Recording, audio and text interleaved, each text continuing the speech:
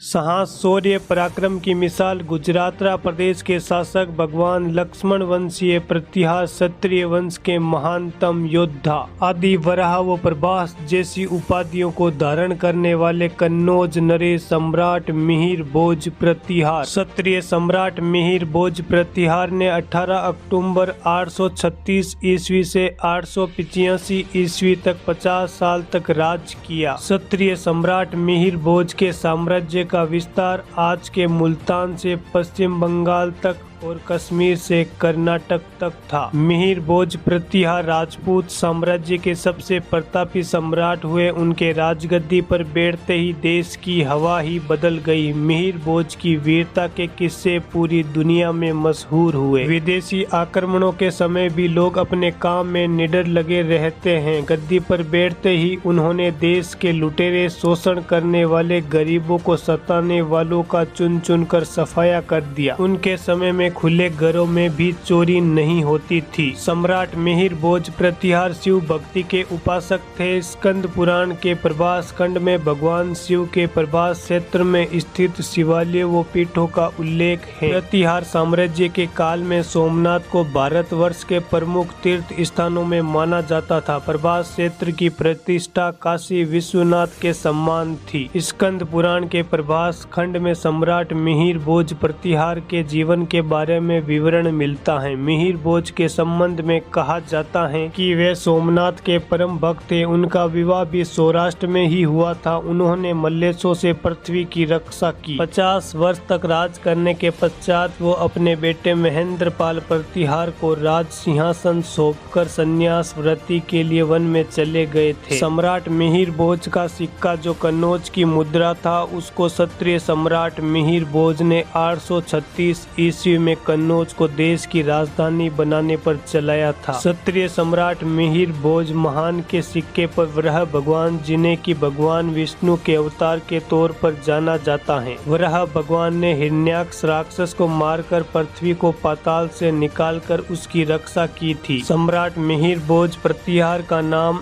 आदि वराह भी है। ऐसा होने के पीछे का यह मुख्य कारण है, जिस प्रकार वराह भगवान ने पृथ्वी की रक्षा की थी और हिरण्याक्ष का वध किया था, ठीक उसी प्रकार मिहिर भोज ने मल्लेच्छों को मारकर अपनी मातृभूमि की रक्षा की। इसीलिए उन्हें आदि वराह की उपाधि दी गई है।